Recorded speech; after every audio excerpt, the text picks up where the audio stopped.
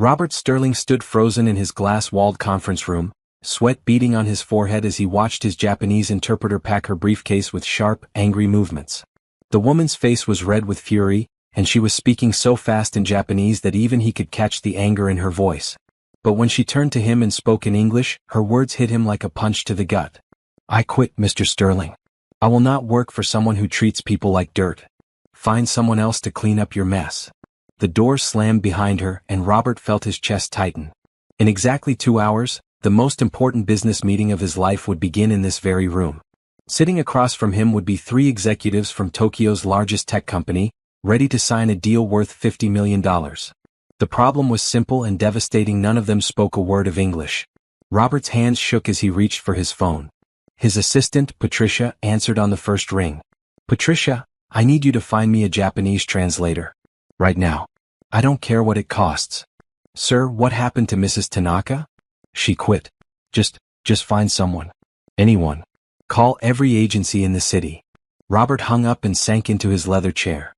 The irony wasn't lost on him. He was worth over $200 million, but right now he felt completely powerless.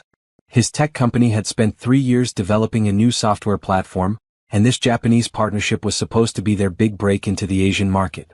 Without it, his company would struggle to survive. The conference room felt smaller now, like the glass walls were closing in on him. He could see his reflection in the window, a 35-year-old man who had built his empire through hard work and determination, now reduced to panic by something as simple as a language barrier. His phone rang again.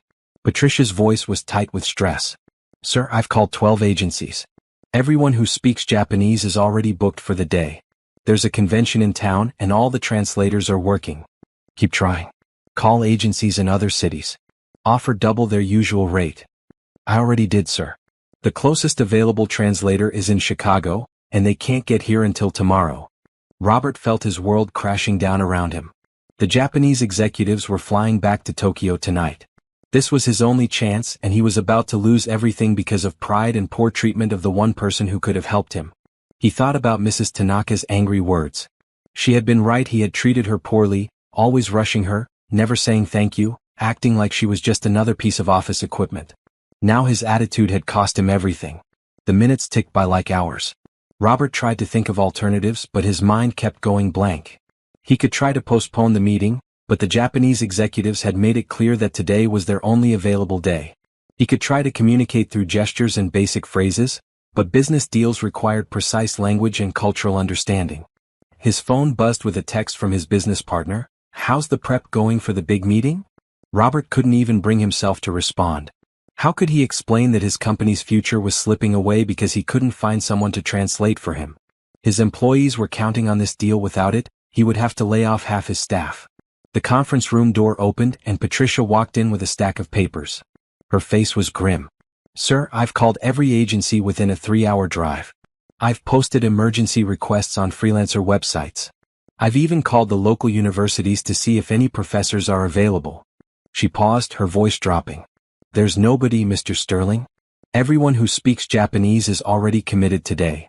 Robert felt a sharp pain in his chest. He had never experienced a panic attack before, but he was pretty sure this was what one felt like. His breathing became shallow and the room started to spin slightly. "What about online translation services?" he asked desperately. "For a $50 million deal? Sir, you need someone who understands business terminology and cultural nuances.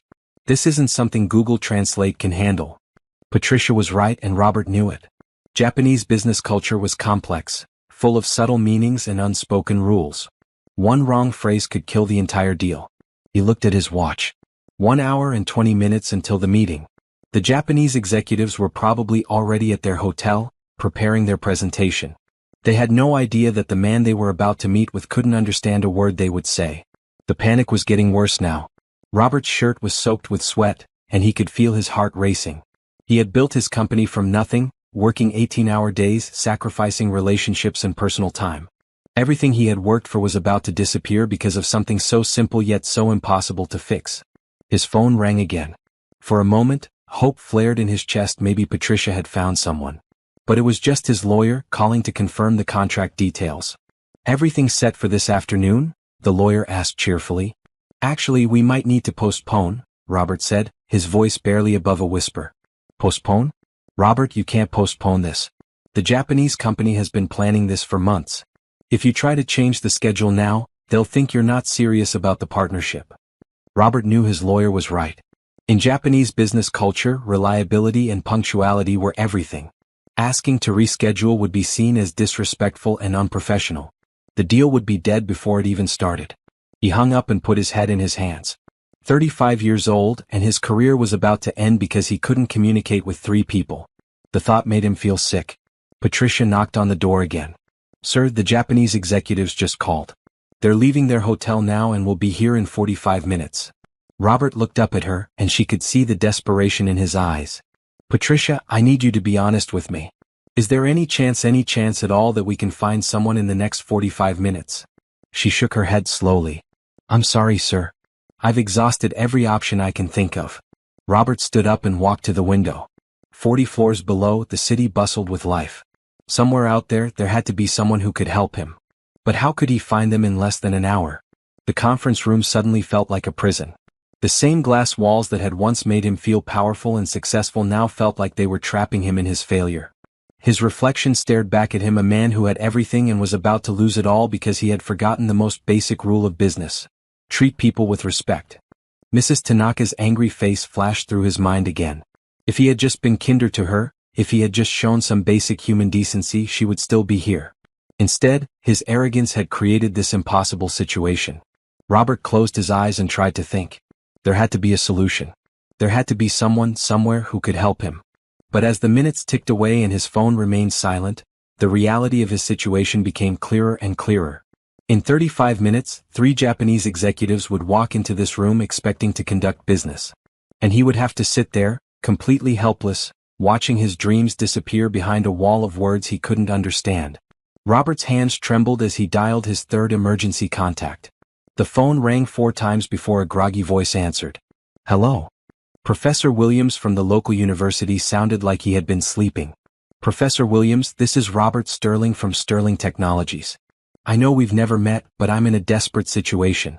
I need someone who speaks Japanese, and I need them in the next 30 minutes. There was a pause. Mr. Sterling, I teach German literature. I think you have the wrong department. Can you connect me to someone in the Japanese department? Please, this is an emergency. The Japanese department is closed for the summer. Most of our faculty are in Japan doing research. Robert felt his heart sink even further. What about students? Anyone who might be available? I'm sorry, Mr. Sterling. I really can't help you. The line went dead. Robert threw his phone down on the conference table and began pacing.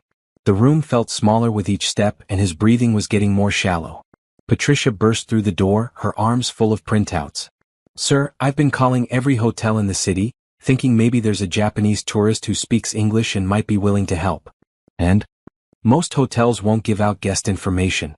The few that did said their Japanese guests either don't speak English or have already checked out. Robert looked at his watch. 28 minutes. He could feel sweat dripping down his back and his shirt was starting to stick to his skin. The panic was getting worse, not better. What about the Japanese consulate? He asked suddenly. Patricia shook her head. I called them. They said they don't provide translation services for private businesses. Did you offer them money? Sir, I offered them $10,000. They said it wouldn't be appropriate. Robert felt like he was drowning. Every option led to a dead end. He had built his entire career on solving problems, on finding solutions where others saw only obstacles. But this problem seemed unsolvable. His phone buzzed with a text from his head of development. Heard about the meeting today. Can't wait to hear how it goes. This partnership is going to change everything for us. Robert's chest tightened. His entire team was counting on him. 23 employees who had worked late nights and weekends to make this deal possible. If he failed today, half of them would lose their jobs within a month. Patricia, what about language schools? Are there any in the area? I called 6 of them. 2 are closed for the summer, and the others said their Japanese instructors are all teaching classes right now. Could we pay one of them to leave their class? I asked. They said it wouldn't be professional to abandon their students. Robert wanted to scream. Professional. Everyone was being professional except him. He had been so unprofessional with Mrs. Tanaka that he had driven away the one person who could save him. The conference room door opened and his business partner Jake walked in. Jake took one look at Robert's face and knew something was wrong. Robert, what's going on? You look like you've seen a ghost. Mrs. Tanaka quit. I don't have a translator for the meeting. Jake's face went pale. What do you mean she quit? She said I treated her poorly. She's right, I did. And now I can't find anyone else who speaks Japanese. Jake sat down heavily in one of the conference chairs. How is that possible? This is a major city. There have to be dozens of Japanese speakers. They're all busy. There's some kind of convention in town, and every translator is already working. Jake was quiet for a moment, processing the information. Okay, let's think about this logically. What about apps? Translation apps. For a $50 million deal? Jake, these people need to understand complex technical terms and cultural nuances. A phone app isn't going to cut it. What about hiring someone from another city to fly in? I tried. The closest available translator is in Chicago, and they can't get here until tomorrow night. Jake stood up and began pacing alongside Robert. There has to be something we're missing. Some option we haven't considered. Robert looked at his watch again. 22 minutes. His chest was getting tighter and he was starting to feel dizzy. The room seemed to be tilting slightly. Jake, I think I'm having a panic attack. Jake immediately went to the mini fridge in the corner and grabbed a bottle of water. Here, drink this. Slowly. Robert took small sips, but it didn't help much. The reality of his situation was crushing him. In 22 minutes, he would have to sit across from 3 Japanese executives and somehow explain that he couldn't understand them. What if we just tell them the truth? Jake suggested. Explain what happened and ask if they can reschedule. You know we can't do that. In Japanese business culture, this would be seen as incredibly disrespectful. They would think we're not serious about the partnership. But surely they would understand that it's an emergency situation? Robert shook his head. They planned this trip months ago. They're flying back to Tokyo tonight. If we can't meet today, the deal is dead. Patricia knocked on the door again. Sir, I just got off the phone with a freelance translator in San Francisco. She said she could do a video call translation, but the connection quality might not be good enough for an important meeting. Robert felt a flicker of hope. Set it up. It's better than nothing. Sir, she's asking for her fee up front. $5,000. Pay it. Whatever it takes. Patricia left to make the arrangements. Robert tried to calm himself down, but the panic was still there, just under the surface. A video call translation was better than nothing, but it was far from ideal. Technical delays, poor audio quality, and the lack of in-person cultural awareness could still kill the deal. His phone rang. The caller ID showed it was his biggest investor. Robert, I just wanted to wish you luck today. This Japanese partnership is exactly what we need to take the company to the next level. Robert couldn't bring himself to explain the situation. Thanks, Thomas. I appreciate your confidence. After this deal closes, we'll be looking at expansion into South Korea and China. You're building something really special here. The call ended and Robert felt even worse. Not only was he about to lose the Japanese deal, but he was also about to disappoint the investors who believed in him. Jake was on his phone, frantically calling his own contacts. What about your college roommate? Didn't he live in Japan for a few years? He's in Germany on business. I already checked. My cousin's wife is Japanese. Let me call her. Robert felt another flicker of hope as Jake dialed. Maybe there was still a chance. Jake's conversation lasted several minutes, but Robert could tell from his expression that it wasn't going well. Finally, Jake hung up. She speaks Japanese, but she's never done business translation. She's afraid she might make a mistake with the technical terms. Could she at least help with basic communication? She's 3 hours away and she has 2 young kids. She can't just drop everything and drive here. Robert felt the panic rising again. 16 minutes until the meeting, and he was no closer to a solution than he had been an hour ago. Patricia returned with her laptop. Sir, I have the San Francisco translator on standby. She's ready to join the video call when the meeting starts. Robert nodded, but he knew it wasn't going to be enough. The Japanese executives would see the video setup as unprofessional and impersonal. In a culture that valued face-to-face relationships, conducting business through a computer screen was almost insulting. He looked around the conference room one more time. The table was set for 6 people, 3 Japanese executives, himself, Jake, and the translator who should have been sitting in the empty chair. Now that chair would remain empty, a constant reminder of his failure. The elevator dinged outside the conference room. Robert's heart stopped. Were the Japanese executives early? But it was just the building's maintenance staff, wheeling a cart full of cleaning supplies. Robert watched them through the glass wall, and for a moment he wondered if any of them might speak Japanese. But even if they did, he couldn't ask maintenance workers to translate a $50 million business deal. 14 minutes. Robert closed his eyes and tried to prepare himself for the most embarrassing moment of his professional life. In 14 minutes, he would have to face 3 respected business executives and admit that he couldn't communicate with them. The thought made him feel sick to his stomach. Everything he had worked for, everything his employees had sacrificed for, was about to crumble because of his own arrogance and poor treatment of the one person who could have saved him. The elevator dinged again and Robert's stomach lurched. But instead of Japanese executives, a young woman in a bright yellow delivery uniform stepped out, carrying several bags of food. She had beautiful dark skin, her hair pulled back in a neat ponytail, and she was checking something on her phone as she walked. Robert barely glanced at her. He was too busy trying to figure out how to explain to 3 Japanese businessmen that he couldn't understand them. Patricia approached the delivery woman to handle the lunch orders that had been placed earlier. "Excuse me," the delivery woman said to Patricia, "I have an order for Sterling Technologies. Someone ordered sushi and Japanese tea for 6 people." Robert's head snapped up. The irony was crushing. Here he was, about to fail at communicating with Japanese executives, and someone had ordered Japanese food for the meeting. The universe seemed to be mocking him. "That's for the conference room," Patricia said, pointing toward where Robert and Jake were standing. The delivery woman nodded and began walking toward them. As she got closer, Robert could see she was probably in her mid-20s, with kind eyes and a professional manner despite her casual work clothes. "Good afternoon," she said politely. "I have your Japanese lunch order. Where would you like me to set it up?" "Just put it on the side table," Patricia said, clearly stressed. "We might not even need it now." The delivery woman, whose name tag read Jasmine, began arranging the food carefully. She had obviously done this many times before, setting out the sushi platters and tea service with practiced efficiency. Robert was pacing again, muttering to himself about the impossibility of his situation. 12 minutes. How am I supposed to explain to 3 Japanese executives that I can't understand them? This is insane. Jasmine paused in her work and looked over at him. "Excuse me, but did you say you need to communicate with Japanese executives?" Robert barely heard her. He was too busy panicking. "Yes, the most important meeting of my life, and I don't have a translator. My regular translator quit, and I can't find anyone else in the entire city who speaks Japanese." "I speak Japanese," Jasmine said quietly. The room went completely silent. Robert, Jake, and Patricia all turned to stare at her. "What did you say?" Robert asked. "I said I speak Japanese. Fluently." Robert felt his heart skip a beat. "You're a delivery driver." "Yes, I deliver food. But I also speak Japanese. My grandmother was Japanese and she raised me until I was 10. I learned it as my first language." Jake stepped forward. "Are you serious?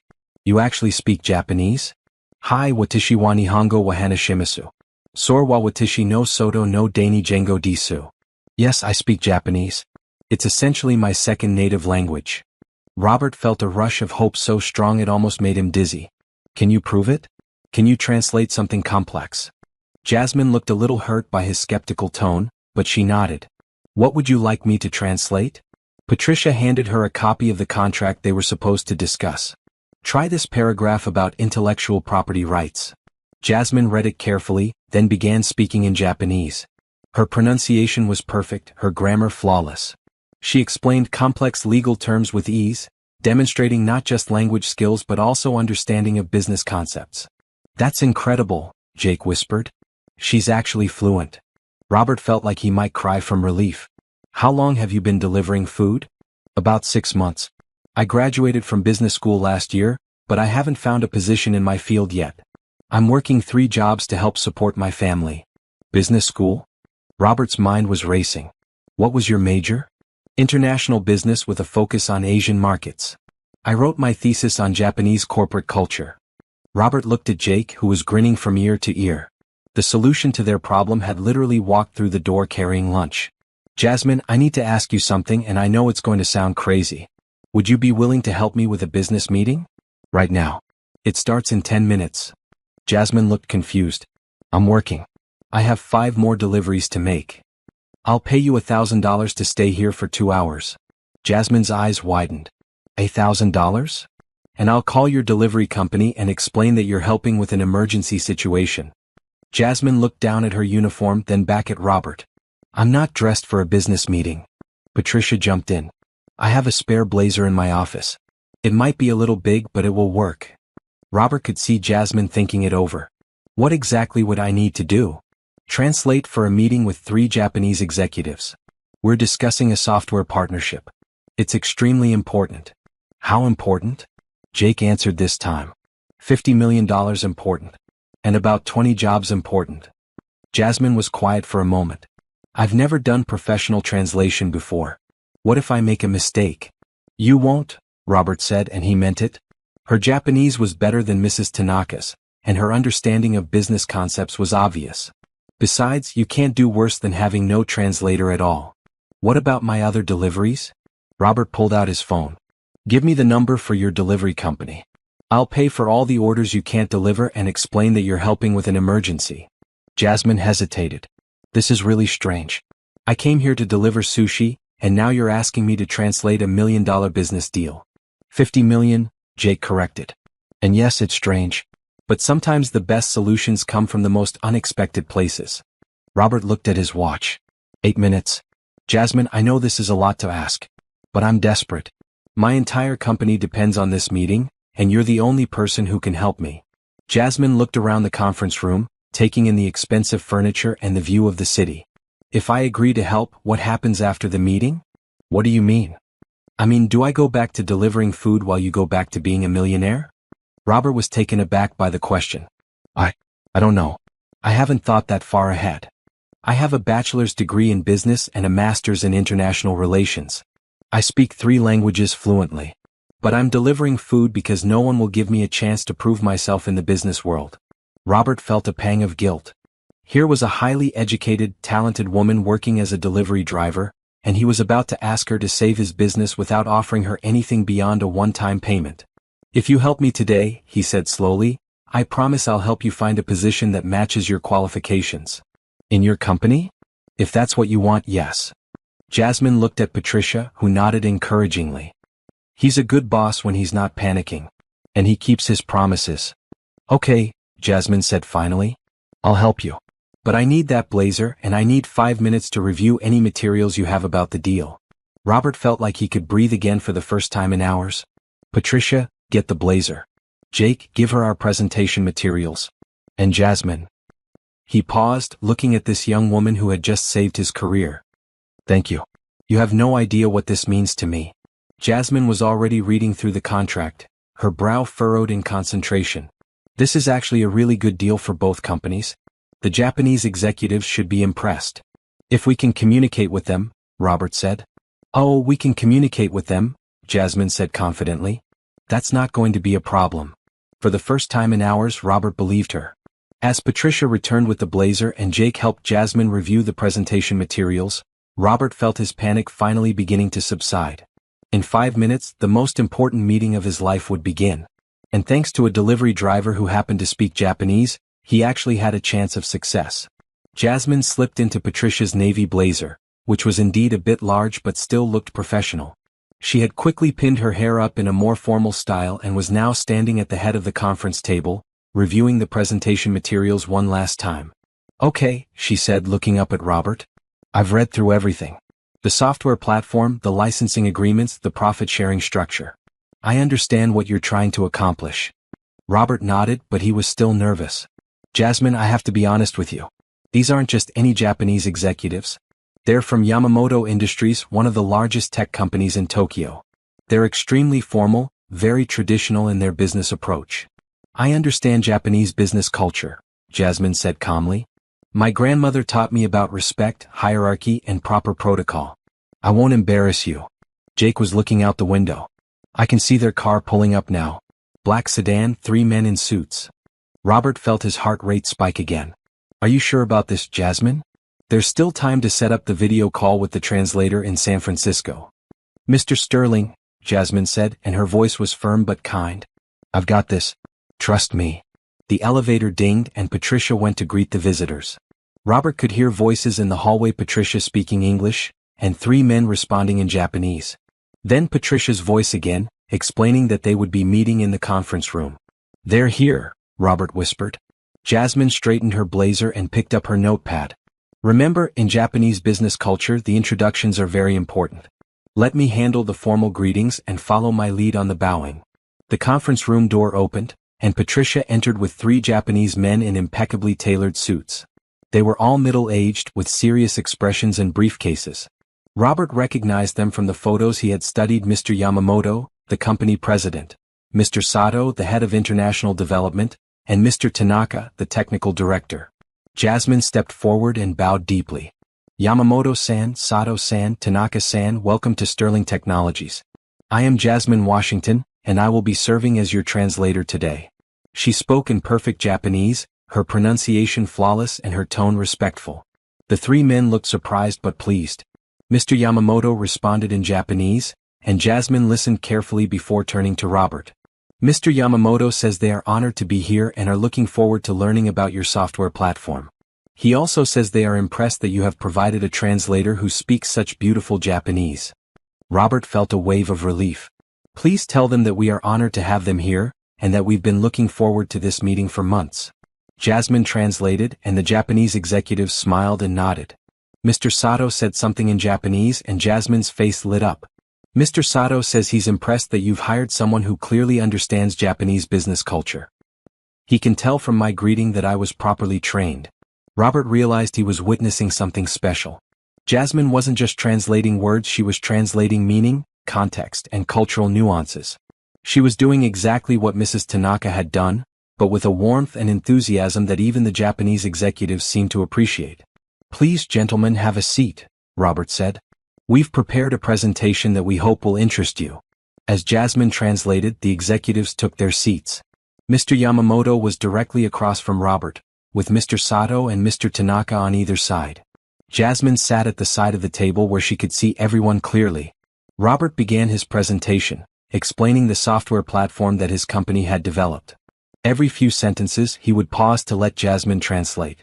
Her Japanese was smooth and confident, and she was clearly conveying not just his words but his enthusiasm for the project.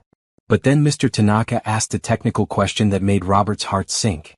The question was long and complex, full of technical terms that Robert wasn't sure any translator could handle properly. Jasmine listened carefully, taking notes as Mr. Tanaka spoke. When he finished, she turned to Robert. Mr. Tanaka is asking about the scalability of your database architecture. Specifically, he wants to know if your system can handle the volume of transactions that Yamamoto Industries processes daily, approximately 2.5 million transactions per hour during peak times. He's also concerned about data security protocols and whether your encryption methods meet Japanese government standards for financial data. Robert's mouth dropped open.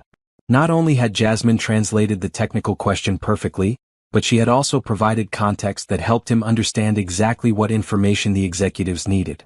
Tell Mr. Tanaka that our database uses a distributed architecture with automatic load balancing, Robert said. We've tested it with up to 5 million transactions per hour with no performance degradation. And yes, our encryption meets both Japanese and international standards for financial data. Jasmine translated, and Mr. Tanaka nodded approvingly. He asked a follow-up question about backup procedures, which Jasmine handled just as expertly. For the next hour, the meeting flowed smoothly. The Japanese executives asked detailed questions about the software, the licensing terms, and the implementation timeline. Jasmine translated everything perfectly, often adding cultural context that helped both sides understand each other better. At one point, Mr. Yamamoto made a comment that made all 3 executives laugh. Jasmine smiled and turned to Robert. Mr. Yamamoto made a joke about how American companies usually promise everything but deliver half. He says he's pleasantly surprised that your presentation is realistic and honest about both the capabilities and limitations of your software. Robert laughed.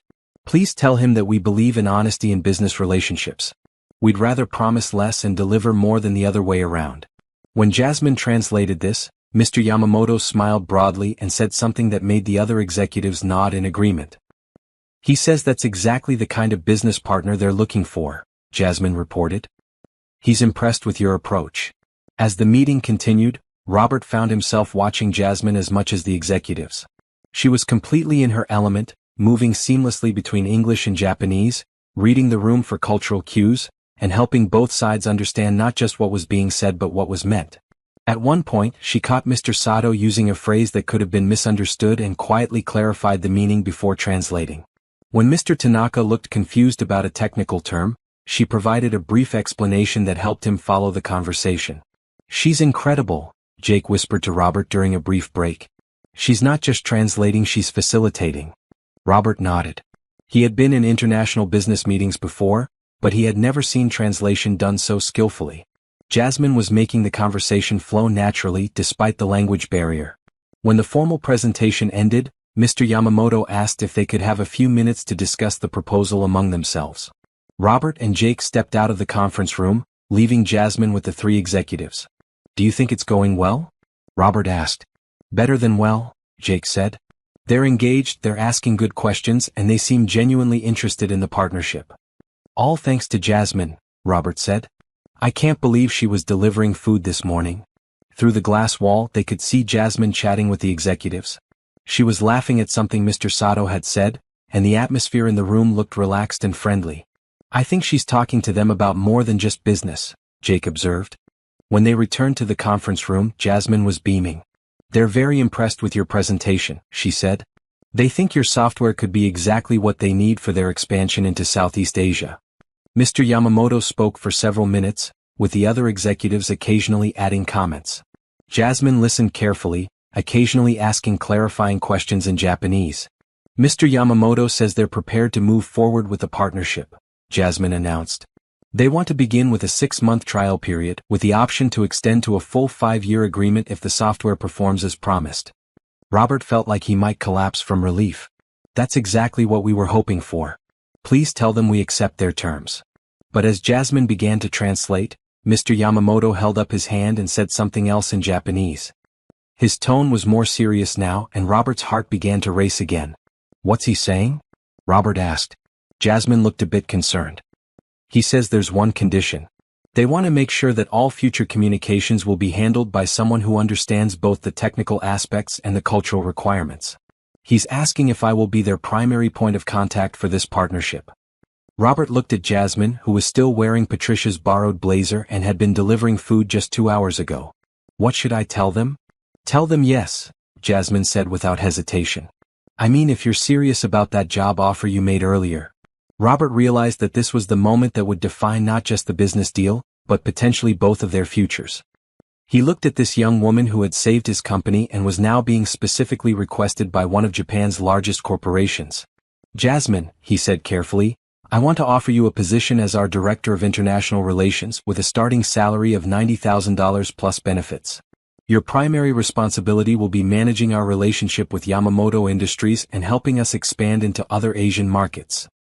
Jasmine's eyes widened. "Are you serious?" "I've never been more serious about anything in my life." She turned to the Japanese executives and spoke in their language. Mr. Yamamoto smiled and responded enthusiastically. The other executives nodded their approval. "They're very pleased," Jasmine said.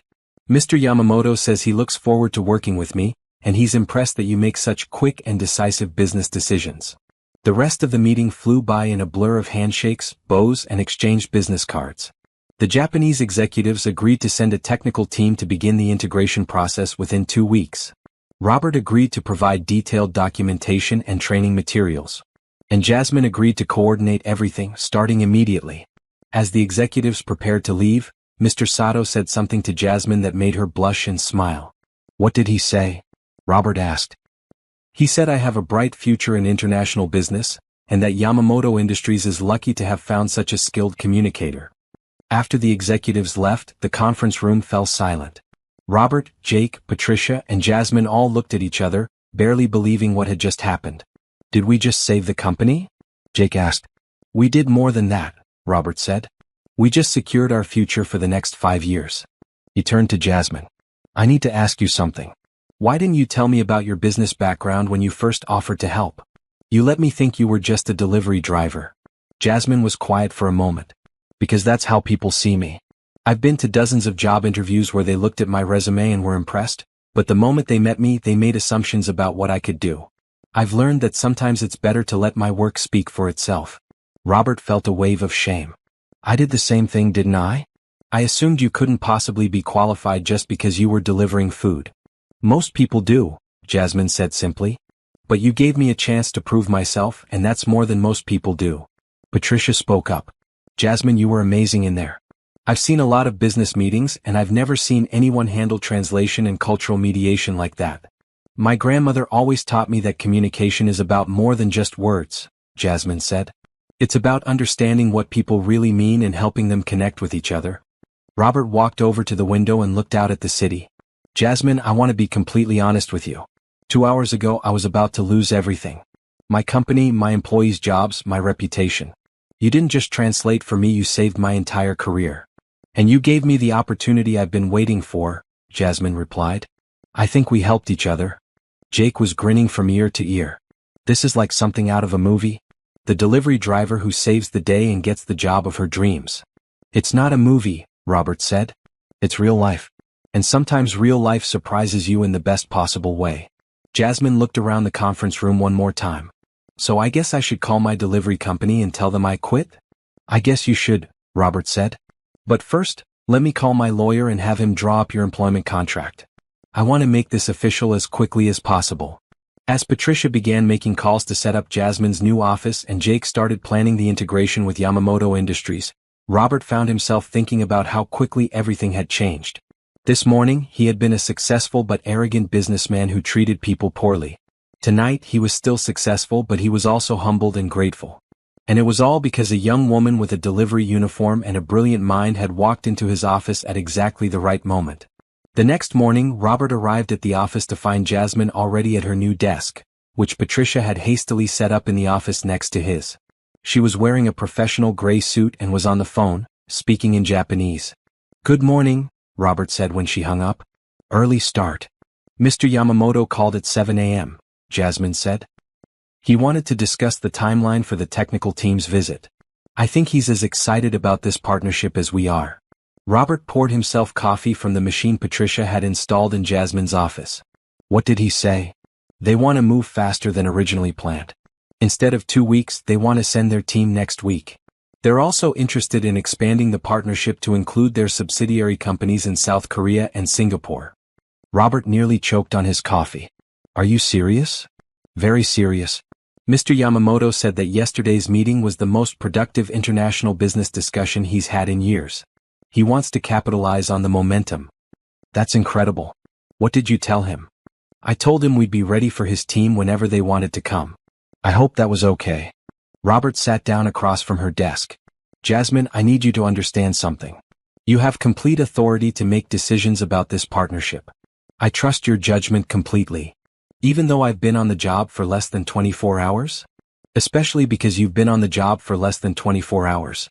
You've already accomplished more than most people do in their first year. Jasmine smiled. Thank you for trusting me. Over the next few days, Robert watched in amazement as Jasmine transformed from a delivery driver into a polished international business professional. She coordinated with the Japanese technical team, arranged for translators for the engineers who didn't speak English, and set up a comprehensive schedule for the integration process. But more than that, she was helping Robert understand aspects of Japanese business culture that he had never considered. She explained the importance of group consensus in Japanese decision-making, the significance of saving face in business relationships, and the value of long-term thinking over short-term profits. In American business, she said during one of their morning meetings, we tend to focus on individual achievement and quick results. But Japanese companies think in terms of decades, not quarters. They're not just buying our software, they're investing in a long-term relationship. Is that why Mr. Yamamoto was so specific about wanting you as the primary contact? Partly. But also because he could see that I understand the cultural bridge between our companies. It's not enough to speak the language, you have to understand the thinking behind the language.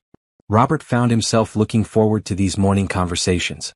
Jasmine had a way of explaining complex cultural concepts in simple terms, and she was teaching him to see business from a completely different perspective. I have a confession, he said one morning. I've been in business for 15 years and I thought I understood international commerce. But you've taught me more about it in 1 week than I learned in all those years. You understood the technical side, Jasmine said. But business is about relationships, not just products. Is that something your grandmother taught you? Jasmine's expression grew softer. She taught me that every person has value regardless of their job or their background. She said that if you treat people with respect and try to understand their perspective, you can accomplish amazing things. She sounds like a wise woman. She was. She died when I was in college, but her lessons have guided me ever since. Robert was quiet for a moment. I'm sorry I didn't treat Mrs. Tanaka with respect. If I had, none of this would have happened. Maybe it needed to happen, Jasmine said. Maybe we both needed to be in exactly the right place at exactly the right time. The Japanese technical team arrived the following Monday, and Robert was nervous about how the integration would go. But Jasmine managed everything flawlessly, serving as both translator and project coordinator. She helped the Japanese engineers understand the software architecture while helping Robert's team understand the specific requirements of the Japanese market. She's incredible, Jake told Robert after the first day of meetings. She's not just translating, she's anticipating problems and solving them before they happen. I know. I keep thinking about how close we came to losing everything. But we didn't lose everything. We found something better than we ever imagined. Robert watched through his office window as Jasmine explained a technical concept to one of the Japanese engineers. She was drawing diagrams on a whiteboard, switching seamlessly between English and Japanese as she made sure everyone understood. Jake, I need to ask you something. Do you think I'm making a mistake? About what? About Jasmine. About promoting someone so quickly. About changing our entire business strategy based on one meeting. Jake was quiet for a moment. Robert, in all the years I've known you, I've never seen you doubt yourself about business decisions. What's really bothering you? Robert sat down heavily in his chair. I'm starting to realize that I've been doing business wrong for years. I've been focused on profits and growth, but I've been ignoring the human side of business. Jasmine has shown me that there's a better way. And that scares you? It terrifies me. What if I can't change? What if I go back to my old ways? Jake smiled. Robert, you've already changed. The old you would never have hired Jasmine. The old you would never have admitted that you needed help. The old you would never have asked for advice. You think so? I know so. And besides, you've got Jasmine now. She's not going to let you go back to your old ways. As if summoned by their conversation, Jasmine knocked on the door. Mr. Sterling? Mr. Yamamoto would like to speak with you. He has some exciting news. Robert picked up his phone and activated the speaker. Good morning, Mr. Yamamoto. Jasmine began translating as Mr. Yamamoto spoke. He says the integration is going even better than expected. His technical team is very impressed with our software and our approach to customer service. Mr. Yamamoto continued speaking and Jasmine's eyes widened. He says he's spoken with the presidents of 3 other Japanese companies, and they're all interested in licensing our software. He's asking if we'd be interested in a regional partnership that could be worth over $200 million. Robert felt his heart skip a beat. 200 million? He says he's never seen a foreign company adapt so quickly to Japanese business culture. He wants to know if we'd be interested in opening a permanent office in Tokyo, with Jasmine as our regional director. Robert looked at Jasmine, who was trying to hide her excitement. What would that involve? As Jasmine translated the question, Mr. Yamamoto launched into a detailed explanation. When he finished, Jasmine took a deep breath. He's offering us a chance to become the exclusive software provider for a consortium of Japanese companies. It would mean expanding our staff, opening offices in Tokyo and possibly Seoul, and committing to a 5-year development program. And he wants you to run it? He says he's never met a foreign business representative who understands Japanese culture so well. He thinks I could help other American companies succeed in Japan. Robert felt a mixture of excitement and fear. This was beyond his wildest dreams, but it was also a huge risk. What do you think, Jasmine? I think it's an incredible opportunity, but it's also a big decision. You'd be betting the entire future of your company on this partnership. No, Robert said quietly. I'd be betting the future of my company on you. Jasmine was quiet for a moment. Mr. Sterling, can I ask you something? Of course. A week ago you didn't trust me to translate a single meeting. Now you're considering making me the regional director of a $200 million operation. What changed? Robert thought about it. You did exactly what you said you would do. You saved my company, and you've exceeded every expectation I had. But more than that, you've shown me a different way to think about business. A better way. And you trust me? I trust you completely. Jasmine smiled and picked up the phone. Mr. Yamamoto? Please tell me more about this consortium. That evening, Robert found himself staying late at the office, something he rarely did anymore since hiring Jasmine. She had made his work life so much more efficient that he actually had time for a personal life again. But tonight, he was thinking about the conversation with Mr. Yamamoto and what it meant for the future. Jasmine knocked on his door around 7 p.m. I thought you might still be here. Mind if I come in? Of course. I was just thinking about today's conversation. Jasmine sat down across from his desk. It's a lot to process, isn't it? $200 million. A year ago, I would have jumped at an opportunity like this without hesitation. Now I'm wondering if I'm qualified to handle something so big. You're qualified, Jasmine said firmly. You built this company from nothing. You created software that Japanese companies want to license. You recognized an opportunity when it walked through your door. Robert smiled. The opportunity was you, and I almost missed it completely. But you didn't miss it. That's what matters. Robert leaned back in his chair. Jasmine, can I ask you something personal? Sure. What was it like working 3 jobs and getting rejected from positions you were overqualified for? Jasmine was quiet for a moment. Frustrating. Demoralizing. There were days when I wondered if I'd made a mistake getting so much education. My friends who went straight to work after high school were making more money than I was. Why didn't you give up? Because my grandmother always told me that the right opportunity would come along if I was patient and prepared. She said that sometimes you have to take jobs that don't match your qualifications because those jobs teach you things you can't learn in school. Like what? Like humility. Like understanding that every person has value regardless of their job title. Like learning that the most important business skill isn't knowing how to make money, it's knowing how to connect with people. Robert nodded. I've been thinking about that a lot lately. About how I treated Mrs. Tanaka, about how I almost treated you. You did treat me with respect once you realized I could help you. But I shouldn't have needed a crisis to see your value. I should have been able to see it from the beginning. Jasmine smiled. Robert, can I tell you something? You're not the first successful businessman who's had to learn these lessons. The fact that you're learning them now and that you're willing to change is what makes you different. Different how? Most people in your position would have gone back to their old ways as soon as the crisis was over. They would have hired me as a translator and forgotten about everything else. But you're trying to understand the bigger picture. Robert was quiet for a moment.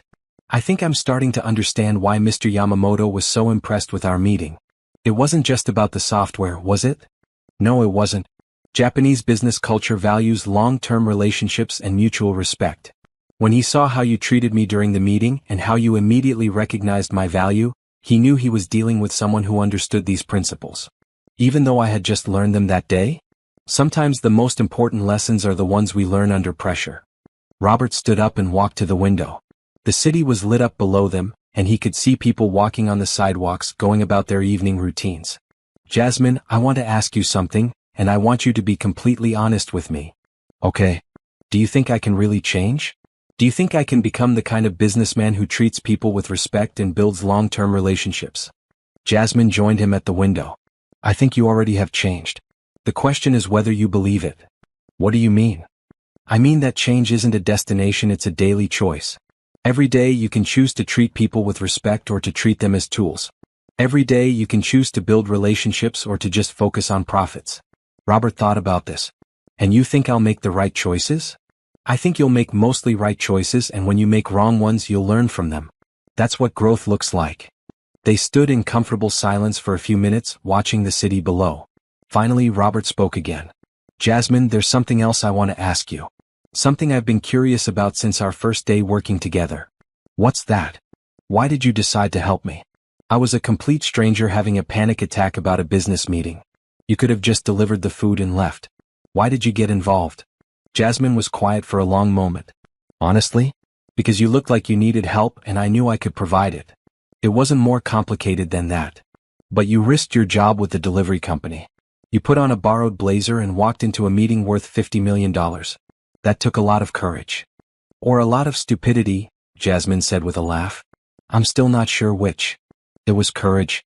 And it changed both of our lives. Yes, it did. Robert turned to face her. Jasmine, I want you to know that offering you this job wasn't just about gratitude. You've proven yourself to be one of the most talented business professionals I've ever worked with.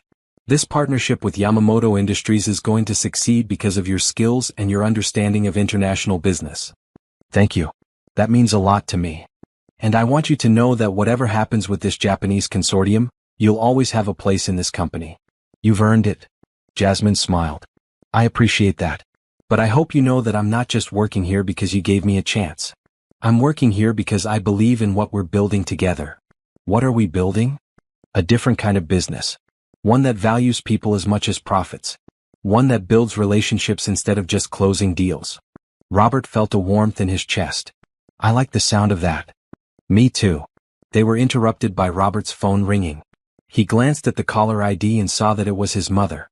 I should take this, he said. She worries when I work late. Of course. I should head home anyway. As Jasmine gathered her things, Robert answered the phone. Hi, Mom. Robert, honey, I was just calling to check on you. I heard about your big Japanese deal from Patricia. I'm so proud of you. Thanks, Mom. It's been an exciting week. Patricia also told me about your new employee. She says she's wonderful. Robert glanced at Jasmine, who was pretending not to listen as she put on her coat. She is wonderful. She's the most talented person I've ever hired. I'd love to meet her sometime. Maybe you could bring her to Sunday dinner next week? Robert felt his heart skip a beat. His mother only invited his employees to family dinners if she thought they were special. I'll ask her. Good. I'll make my famous pot roast. After his mother hung up, Robert looked at Jasmine. My mother wants to meet you. That's nice. She sounds lovely. She is. And she only invites people to family dinner if she thinks they're important. Jasmine paused in putting on her coat. Important how? Important to me, Robert said quietly. They looked at each other for a moment and Robert felt something shift in the air between them. It was subtle, but it was there a recognition that their relationship had evolved beyond just employer and employee. I should go, Jasmine said softly. Yes, you should. But neither of them moved. They stood there in the quiet office, the city lights twinkling below them, both aware that something was happening between them but neither sure what to do about it. Finally, Jasmine smiled. Good night, Robert. Good night, Jasmine. After she left, Robert sat alone in his office for a long time, thinking about everything that had happened in the past week. He had gained a business partner, expanded his company internationally, and discovered a different way of thinking about success. But more than that, he had met someone who challenged him to be better than he had ever been before. Someone who saw potential in him that he hadn't even known existed. And if he was being honest with himself, someone he was starting to care about in ways that went far beyond business. The next morning, Robert found himself arriving at the office early, something that had become a habit since Jasmine started working there. He told himself it was because he wanted to review the Japanese consortium proposal, but the truth was that he looked forward to their morning conversations. Jasmine was already at her desk when he arrived, and she looked up with a smile that made his heart skip a beat. Good morning. I have news about the consortium. Good news or bad news? Very good news. I spoke with Mr. Yamamoto this morning, and he's arranged for us to meet with the consortium executives next month in Tokyo. All 5 companies want to hear our proposal. Robert felt a surge of excitement. That's incredible. How many people are we talking about? About 20 executives total. It will be a 3-day series of meetings with formal presentations and cultural events. Cultural events? Traditional Japanese dinner, tea ceremony, and a visit to a technology center. It's their way of getting to know us as people, not just as business partners. Robert sat down across from her desk. Jasmine, I need to be honest with you. I've never been to Japan and I don't know anything about Japanese cultural events. I'm going to need you to guide me through everything. That's why I'm here, she said with a smile. But Robert, there's something else we need to discuss. What's that? The consortium is offering us something beyond just a software licensing deal. They want to create a joint venture, a new company that would be half American, half Japanese. We would provide the technology and they would provide the market access and cultural expertise. Robert felt his pulse quicken. What kind of numbers are we talking about? Initial investment of $100 million, with projected revenues of $500 million over the first 3 years. Robert stared at her. Are you serious? Completely serious. But there's a catch. What kind of catch? They want the new company to be headquartered in Tokyo, with you as the American president and me as the cultural liaison. We would need to relocate to Japan for at least 2 years. Robert felt like the room was spinning. Move to Japan? I know it's a lot to ask. You have your life here, your family, your other business interests. What about you? What do you think about moving to Japan? Jasmine was quiet for a moment. Honestly, it's a dream come true. I've always wanted to work in international business, and this would be the opportunity of a lifetime. But I don't want to push you into something you're not comfortable with. This is your company, your decision. Robert stood up and walked to the window. The city stretched out below him, the city where he had built his business, where his family lived, where his entire life was rooted. Can I ask you something, Jasmine? Of course. If I said no to this opportunity, would you be disappointed? I'd be disappointed for both of us. But I'd understand. And if I said yes? Then I'd be excited and terrified and honored to take this journey with you. Robert turned back to face her. You said with me. Yes, I did. This partnership, it's not just about business anymore, is it? Jasmine met his eyes. No, it's not. They looked at each other for a long moment, both aware that they were crossing a line from professional to personal territory. Jasmine, I need to tell you something. This past week, working with you, learning from you, it's been the best week of my professional life. But more than that, it's been the best week of my personal life too. Robert, I know it's complicated. I know there are issues with me being your boss, with the power dynamics, with the fact that we've only known each other for a week. But I can't ignore what I'm feeling. Jasmine was quiet for a moment. What are you feeling? I'm feeling like I want to take this journey with you. Not just the business journey but the personal one too. I'm feeling like maybe we could build something together that's bigger than either of us could build alone. Are you talking about the business or about us? Both. Jasmine stood up and walked over to where he was standing. Robert, I need to be honest with you too. I've been thinking about this all week. About what's happening between us, about whether it's real or just the excitement of everything that's been happening. And what did you decide? I decided that it's real. At least it's real for me. Robert felt his heart racing. So what do we do about it? I don't know. I've never been in this situation before. Neither have I. They stood close together, the morning sun streaming through the window behind them, both aware that they were at a crossroads that would determine not just their professional future but their personal future as well. Jasmine, I want to ask you something, and I want you to think carefully before you answer. Okay. If we do this, if we move to Japan together, if we build this business together, are you doing it because you want to be with me or because you want the career opportunity? Jasmine smiled. Can't it be both? I suppose it can. But I need to know which one is more important to you. Robert, a week ago, I was delivering food and wondering if I'd ever get a chance to use my education. Today, I'm being offered the opportunity to run a $500 million international business. Do you know how incredible that is? I do. But do you know what's even more incredible? What? The fact that I'm sharing this opportunity with someone who values me not just for what I can do, but for who I am. Robert felt a warmth spreading through his chest. Is that a yes? That's a yes to the business opportunity. And it's a yes to exploring whatever this is between us. Even though it's complicated? Especially because it's complicated. The best things in life usually are. Robert reached out and took her hand. Jasmine, I want to promise you something. Whatever happens between us personally, I will never let it affect your professional opportunities. This business deal, this job, your career, none of that depends on what happens between us romantically. I appreciate that. But Robert, I need to make you a promise too. What's that? I promise that whatever happens between us personally, I will never let it affect my professional performance. This business deal is too important and too many people are counting on us. So we're really doing this? We're really doing this. They stood there holding hands, both aware that they were about to embark on an adventure that would change their lives forever. The phone rang, interrupting the moment. That's probably Mr. Yamamoto, Jasmine said, glancing at the caller ID. He said he'd call this morning with more details about the Tokyo meetings. Answer it, Robert said. Let's start planning our future. As Jasmine picked up the phone and began speaking in Japanese, Robert felt a sense of excitement and anticipation that he hadn't experienced in years. He was about to move to Japan, start a new business, and explore a relationship with the most remarkable woman he had ever met. A week ago, he had been a successful but lonely businessman whose world was crumbling around him. Today he was embarking on the adventure of a lifetime with someone who had changed not just his business, but his entire perspective on what success really meant. And it all started with a delivery girl who happened to speak Japanese. Over the next few weeks, Robert and Jasmine worked closely together preparing for the Tokyo meetings. They spent long hours in conference rooms reviewing presentation materials, practicing cultural protocols, and learning about each of the 5 companies in the consortium.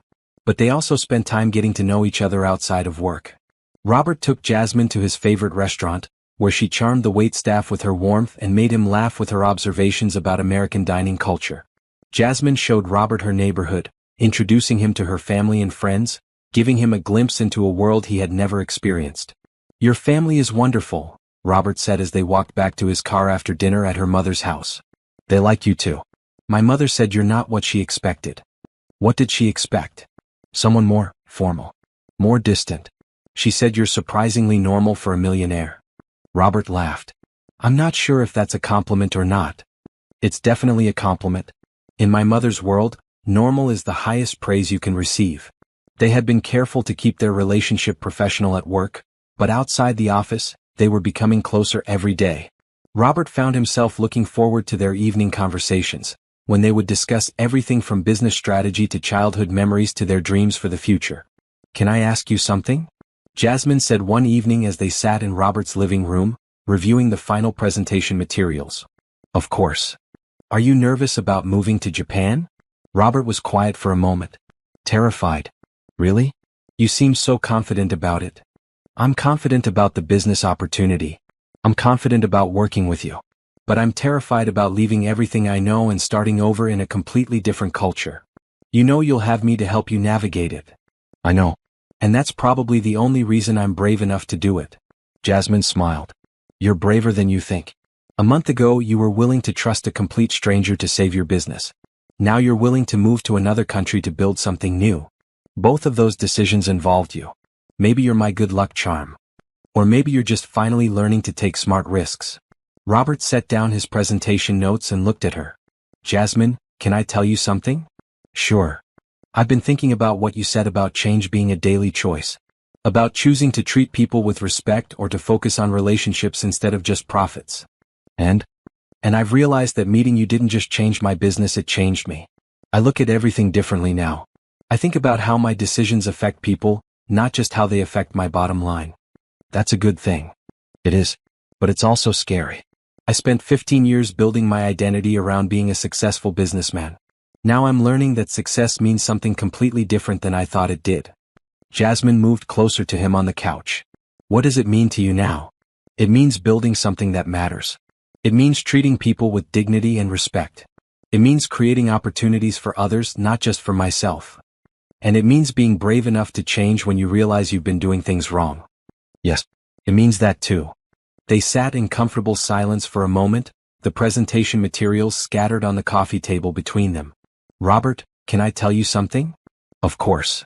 I've been thinking about what you said about this relationship being complicated. About the power dynamics and the fact that we've only known each other for a short time. And I think you're right that it's complicated. But I also think that the best relationships often are. What do you mean? I mean that my grandparents met when my grandfather was my grandmother's supervisor at a factory. They had all the same complications we do: power dynamics, workplace relationships, cultural differences. But they figured it out because they were committed to treating each other with respect and honesty. How long were they married? 52 years.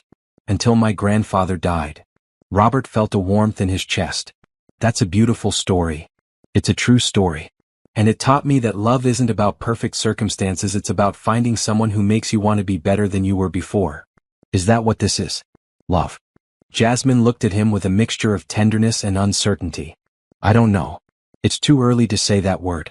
But I know that being with you makes me want to be the best version of myself. It's the same for me, Robert said quietly. They moved closer together on the couch and Robert reached out to touch her face. Jasmine, I want to ask you something. What? When we go to Japan, when we start this new business together, how do we handle this? How do we build a professional relationship and a personal relationship at the same time? Very carefully, she said with a smile. With lots of communication and clear boundaries. And if it doesn't work out? If the personal relationship doesn't survive the stress of building a business together? Then we'll handle it like adults. We'll put the business first and find a way to work together professionally. You make it sound so simple.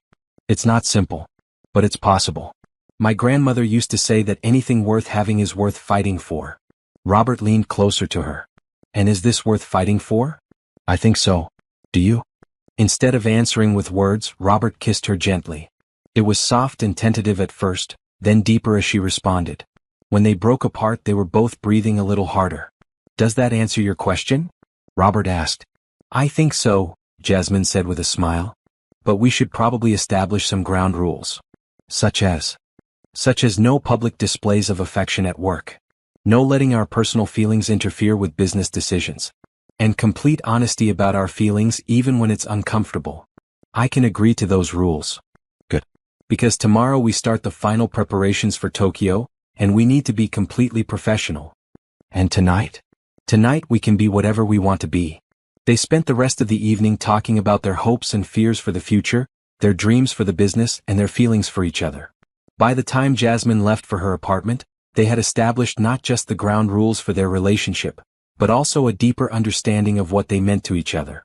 The next morning they were back to being completely professional colleagues, but there was an undercurrent of excitement and affection that made their work together even more effective. They finished the presentation materials, confirmed the travel arrangements, and prepared for what would be the most important business trip of their lives. "Are you ready for this?" Robert asked as they reviewed their final checklist. "I'm ready," Jasmine said.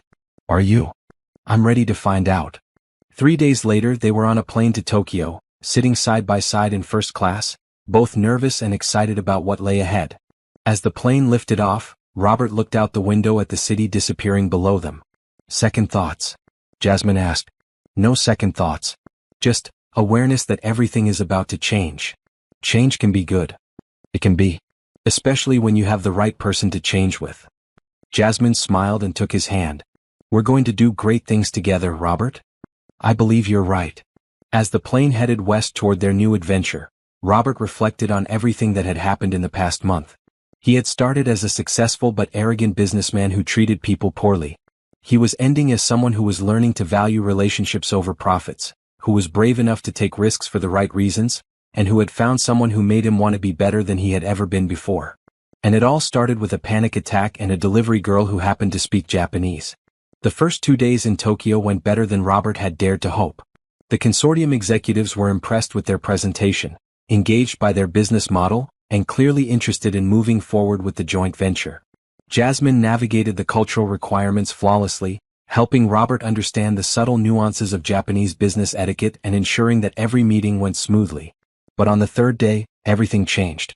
Robert woke up in his hotel room to find 17 missed calls from his lawyer in Chicago. When he called back, the news was devastating. "Robert, I'm sorry to wake you, but we have a serious problem. Sterling Software is being sued by Pinnacle Industries for patent infringement. They're claiming that our core algorithm violates 3 of their patents, and they're seeking $200 million in damages." Robert felt his stomach drop. "That's impossible. We developed that algorithm ourselves." "I know, but they have documentation that suggests otherwise. They're also filing for an injunction that would prevent us from licensing the software to anyone until the case is resolved." "How long would that take?" "Patent cases can take years to resolve. And Robert, there's something else. The story has already leaked to the tech press. It's going to be front-page news in the trade publications today." Robert hung up and immediately called Jasmine's room. "We need to talk. Now." She met him in the hotel lobby 10 minutes later, and one look at his face told her that something was seriously wrong. "What happened?" Robert explained the situation, watching as the color drained from her face. "This is going to kill the consortium deal, isn't it?" "I don't know. Maybe. The Japanese don't like uncertainty, and they definitely don't like legal complications. When do we meet with the consortium executives?" "In 2 hours." Robert ran his hands through his hair. "Should we tell them about the lawsuit?" "We have to. If they find out from the news instead of from us, they'll never trust us again. But if we tell them, they'll probably walk away from the deal." "Maybe. Or maybe they'll respect our honesty and work with us to find a solution." Robert looked at her, amazed by her calm in the face of disaster. "How are you so composed about this?" "Because panicking won't help. We need to think strategically about how to handle this." "What do you suggest?" "I suggest we call Mr. Yamamoto immediately and ask for a private meeting before the consortium session. We explain the situation honestly, show them our documentation proving that we developed the algorithm independently, and ask for their advice on how to proceed. And if they decide to cancel the deal? Then we deal with that when it happens. But Robert, we can't control what Pinnacle Industries does, and we can't control how the consortium responds. We can only control how we handle this situation." Robert nodded, knowing she was right. "Make the call." An hour later, they were sitting in a private conference room with Mr. Yamamoto and 2 other senior executives. Jasmine had explained the situation in Japanese, and now they were waiting for the response. Mr. Yamamoto spoke for several minutes, his tone serious but not angry. When he finished, Jasmine translated. He says that legal challenges are not uncommon in the technology industry, and that Japanese companies face similar issues regularly. He's more concerned about our response to the crisis than about the crisis itself. What does he mean? He wants to know if we're prepared to fight the lawsuit, if we have strong legal representation, and if we have the financial resources to see it through. Robert felt a glimmer of hope. Tell him that we absolutely believe in our legal position, that we have excellent attorneys, and that we're prepared to defend our intellectual property vigorously. As Jasmine translated, Mr. Yamamoto nodded approvingly. He asked another question. He wants to know if we're willing to proceed with the consortium deal while the lawsuit is pending, or if we want to postpone until it's resolved. This was the moment of truth. Robert looked at Jasmine, then back at Mr. Yamamoto. Tell him that we're willing to proceed if the consortium is comfortable with the legal situation. But we understand if they prefer to wait. After Jasmine translated, Mr. Yamamoto consulted with his colleagues in rapid Japanese. The conversation lasted several minutes, with all three executives participating actively. Finally, Mr. Yamamoto turned back to them and spoke directly to Robert, even though he knew Robert couldn't understand him. What's he saying? Robert asked. Jasmine's eyes were wide with surprise. He says that the consortium has decided to proceed with the deal, but with some modifications. They want to accelerate the timeline and close the agreement before the lawsuit can create more complications. What kind of modifications? They want to increase their initial investment to $150 million, and they want to provide legal support to help us fight the patent case. Robert felt like he might faint. Are you serious? He says that Japanese companies understand the importance of protecting intellectual property, and that they believe in supporting their partners during difficult times. What's the catch? The catch is that they want the deal closed within 30 days, and they want us to relocate to Tokyo immediately to oversee the legal defense and the business launch simultaneously. Robert looked at Jasmine. What do you think? I think it's an incredible show of faith. They're essentially betting $150 million on our integrity and our ability to win the lawsuit.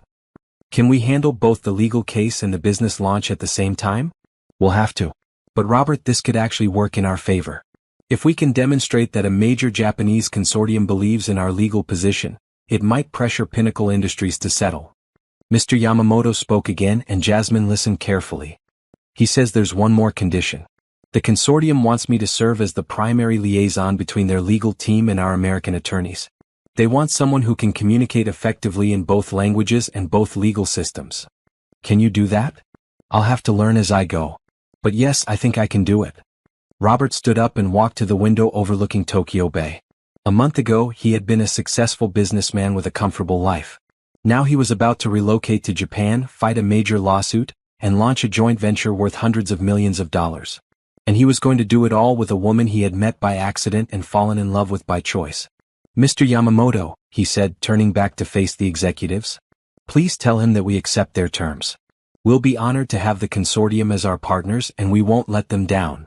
As Jasmine translated, Mr. Yamamoto smiled for the first time since the meeting began. He stood up and bowed deeply, then extended his hand to Robert. He says, welcome to the family, Jasmine translated. In Japanese business culture, that's not something they say lightly. After the executives left, Robert and Jasmine sat alone in the conference room, both trying to process what had just happened. I can't believe they're still willing to work with us, Robert said. I can't. You've proven that you're trustworthy and that you value relationships over short-term profits. That's exactly what they were looking for in a partner. But what if we lose the lawsuit? Then we'll deal with that when it happens. But right now, we need to focus on what we can control, building this business and fighting for what's rightfully ours. Robert looked at her, amazed once again by her strength and wisdom. Jasmine, I need to ask you something. What? Are you sure you want to do this? Move to Japan, manage a legal case, help launch a joint venture? It's going to be incredibly stressful. Robert, a month ago I was delivering food and wondering if I'd ever get to use my education. Now I'm being asked to help manage a case that could reshape the software industry. Do you really think I'm going to say no? Even if it means dealing with all the complications between us? Especially because of the complications between us. We're building something together, not just a business but a relationship. And both of those things are worth fighting for. Robert felt a surge of love and admiration for this remarkable woman. In that case, I guess we're moving to Japan. I guess we are.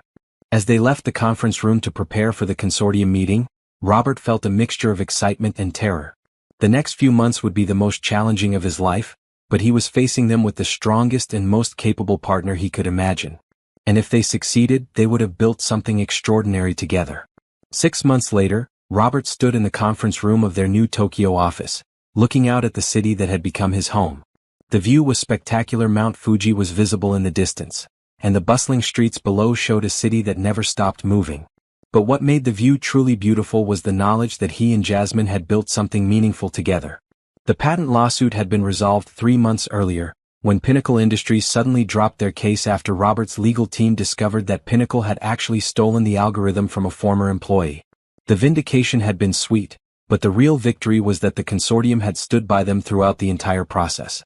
"Are you ready for the board meeting?" Jasmine asked, entering the conference room with a stack of quarterly reports. "As ready as I'll ever be," Robert replied, turning to face her. "How are the numbers looking?" "Better than projected. We're ahead of schedule on revenue targets, and the customer satisfaction scores are off the charts." Robert smiled. "That's because you've built the best customer service team in the industry." "We've built it together," Jasmine corrected. "I may have hired the team, but you created the culture that made it possible." Over the past 6 months, they had divided responsibilities based on their strengths. Robert focused on the technical development and strategic planning, while Jasmine managed the cultural integration and customer relations. But every major decision was made together, and their partnership had proven to be even more effective than either of them had imagined. "How are you feeling about the expansion proposal?" Robert asked. "Excited and nervous. Opening offices in Seoul and Singapore is a big step." "But you think we're ready?" "I think we're ready. The question is whether the board thinks we're ready." The board meeting went better than they had hoped. The consortium executives were impressed with the progress they had made, and they unanimously approved the expansion plan. More importantly, they offered Robert and Jasmine permanent positions as co-presidents of the new regional division. "This is incredible," Jasmine said as they walked back to their office after the meeting. "A year ago, I never could have imagined this." "A year ago, I was a completely different person," Robert said. "I was successful, but I was also lonely and arrogant. I treated people poorly, and I thought business was just about making money. And now I understand that business is about building relationships and creating value for everyone involved. It's about treating people with respect and dignity, regardless of their position or background." They stopped at the elevator, and Robert looked at Jasmine with an expression of deep gratitude and love. "Jasmine, I need to tell you something." "What's that?" "Everything good that has happened to me in the past year is because of you. You saved my business, you taught me how to be a better person, and you've been my partner in building something extraordinary." "Robert, you saved my career too. You gave me opportunities one never could have found on my own. But more than that," Robert continued, "you've made me happy in a way I never thought possible. Working with you, living in this amazing city, building a life together, it's been the best year of my life." Jasmine smiled. "Are you going somewhere with this?" Robert reached into his pocket and pulled out a small velvet box. "Actually, I am." Jasmine's eyes widened as Robert dropped to one knee right there in the hallway of their office building. "Jasmine Washington, you walked into my life at my lowest moment and changed everything. You showed me that success isn't about money or power, it's about finding someone who makes you want to be better than you ever thought you could be. Will you marry me?" Jasmine looked down at him, tears streaming down her face. "Are you seriously proposing to me in our office hallway?" "I'm proposing to you in the place where we built our dream together. Is that okay?" "It's perfect," she said, laughing through her tears. "And yes, I'll marry you." Robert slipped the ring onto her finger and stood up to kiss her. As they embraced, several of their employees emerged from the elevator and began applauding. "Did you plan this?" Jasmine asked, looking around at their smiling colleagues. "I may have mentioned to a few people that I was planning to propose today," Robert admitted. "And they all kept the secret?" "They all love you as much as I do." "Well, almost as much." 6 months later, they were married in a beautiful ceremony that blended American and Japanese traditions. Robert's family flew in from Chicago, and Jasmine's family celebrated alongside their new Japanese colleagues and friends. Mr. Yamamoto served as Robert's best man, and Jasmine's sister served as her maid of honor. "I can't believe this is really happening," Jasmine said as they danced at their reception. "Believe it," Robert said, holding her close. "We've built something beautiful together." "The business or the marriage?" "Both. But especially the marriage." As they danced, Robert thought about the journey that had brought them to this moment. It had started with a panic attack in a conference room and a delivery girl who happened to speak Japanese. It had continued with a business partnership that had grown into something much deeper. And now it was culminating in a marriage that represented not just their love for each other, but their commitment to building a life together based on mutual respect, shared values, and common dreams. "Robert," Jasmine said as the song ended, "I want to thank you for something." "What's that?" "For seeing my potential when I couldn't see it myself. For giving me a chance to prove what I could do. For treating me as an equal partner from the very beginning." "Jasmine, you don't need to thank me for that. You earned every opportunity you've received." "Maybe. But you were the one who gave me the first chance. And that made all the difference." Robert looked around the reception hall at their friends and colleagues celebrating together. Americans and Japanese, business executives and former delivery drivers, all brought together by the power of mutual respect and shared success. "You know what I'm most proud of?" Robert said. "What?" "We've built a business that treats people the way we wanted to be treated. We've created opportunities for others the way opportunities were created for us. We've proven that success and integrity can go hand in hand. And we've proven that love can grow out of the most unexpected circumstances." "That too." As the evening wound down, Robert and Jasmine stood on the balcony of their reception venue, looking out over Tokyo Bay. The city lights twinkled like stars, and the future stretched out before them full of possibilities. "Are you happy?" Robert asked. "Happier than I ever thought possible," Jasmine replied. "Are you?" "Completely. For the first time in my life, I feel like I'm exactly where I'm supposed to be, with exactly the right person. Even though it all started with a panic attack and a delivery order? Especially because it started that way. It proves that the best things in life often come from the most unexpected places." Jasmine smiled and leaned against him. "I love you, Mr. Sterling." "I love you too, Mrs. Sterling." As they watched the city lights reflect on the water, Robert thought about how much his life had changed in just 2 years. He had gone from being a successful but lonely businessman to being a happily married co-president of an international company. He had learned that true success wasn't about money or power, it was about building meaningful relationships and creating value for everyone around you. And he had learned that sometimes the most important person in your life walks through your door when you least expect it, carrying a lunch order and speaking perfect Japanese. The millionaire who had panicked without a translator had found something much more valuable than a business deal. He had found a partner, a best friend, and the love of his life. And it all started with a delivery girl who solved his problem in 1 minute and changed his life forever. Dear listeners, thank you for joining Robert and Jasmine on their incredible journey from a panic-filled conference room to a beautiful life together in Tokyo. This story reminds us that sometimes our greatest challenges lead to our most beautiful opportunities, and that the right person can walk into our lives when we need them most. I'd love to hear from you. What did you think about the way their relationship developed? Have you ever had a moment where a stranger's kindness completely changed your life? Do you believe that business success and personal integrity can truly go hand in hand? And what was your favorite moment in Robert and Jasmine's story, the panic attack, the first meeting, the proposal, or something else entirely? Share your thoughts in the comments below. Your stories and insights make this community so special.